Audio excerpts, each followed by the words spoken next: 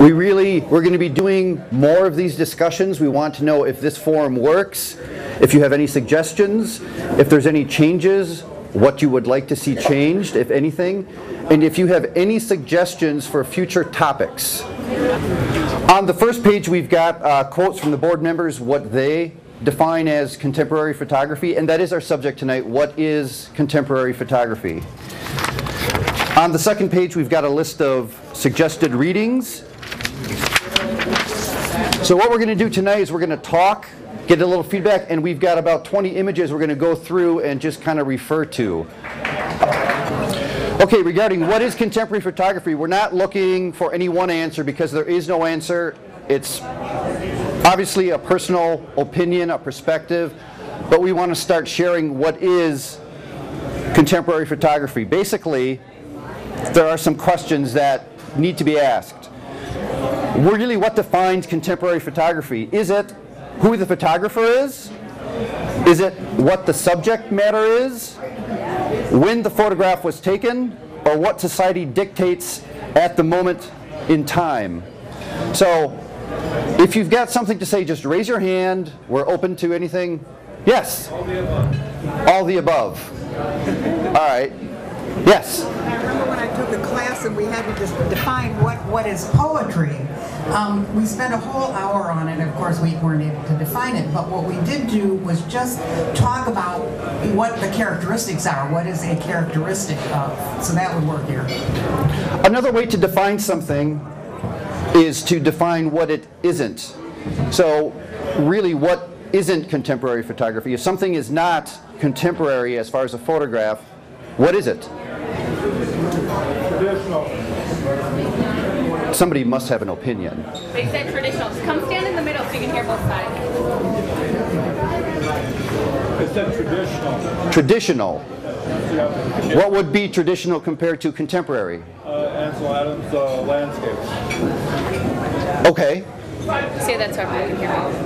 Pardon me? So everyone can hear. He said he referred to Ansel Adams as a photographer in the traditional and landscapes being non-traditional. I don't think so.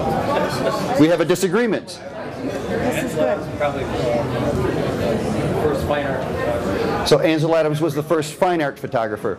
And why would you feel that way? They read it. Pardon me? I read it. Oh, you read it. But how does that relate to contemporary photography?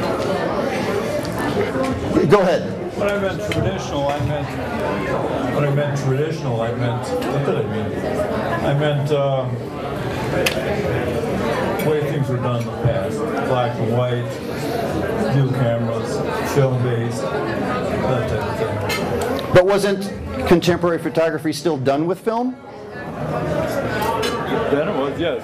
And Okay. he was, at his time, he was non-contemporary because he photographed a different way because he was into sharpness. He started with sharpness where they were, prior to that, they were using blurred things and stuff. Well, then here's a question. At what point does contemporary photography cease to become contemporary? There's a philosopher, Derrida, and it's the difference, but it's the difference. There's something in the picture that is done a unique and fresh way. Okay. I think with traditional photography, it's a photograph of something. A thing that is beautiful existed before the picture was taken. But with contemporary photography, the beauty is created in the act of the shot. So in contemporary photography, there wasn't something beautiful before the photograph was taken. So it's the intent, you're saying? The beauty is created in the photograph, not in what it is taking a picture of. Let's ask that again. The intent, yes, the intent. If it'll get someone to settle down, the intent.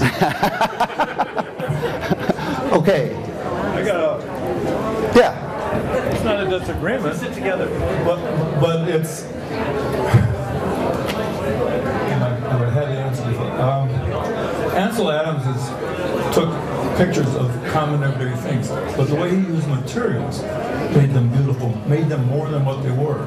So I don't really agree with his answer. So it's We're driving in muddy fields. so it's interpretive, is what you're saying. He interpreted what he saw. He had a vision and converted it. He took a picture of something and converted it to his vision of what it could be. Would you consider his work still contemporary? Well, you got me there. I guess I would have to say yes. Okay.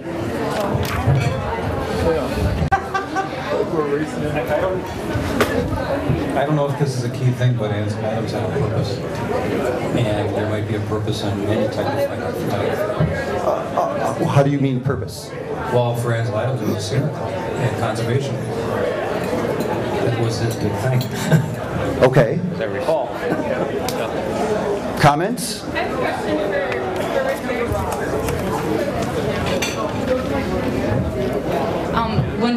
When you're talking about that Ansel Adams is a fine art photographer because of this, and then when Byron says he's a contemporary photographer, do you think those two things are one and the same, or do you think that that's different? I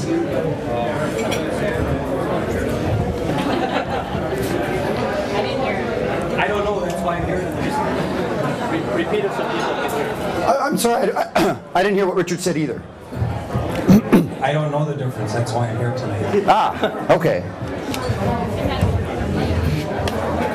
Yes. The trite answer is a contemporary photographer is anybody who's alive taking pictures while I'm alive.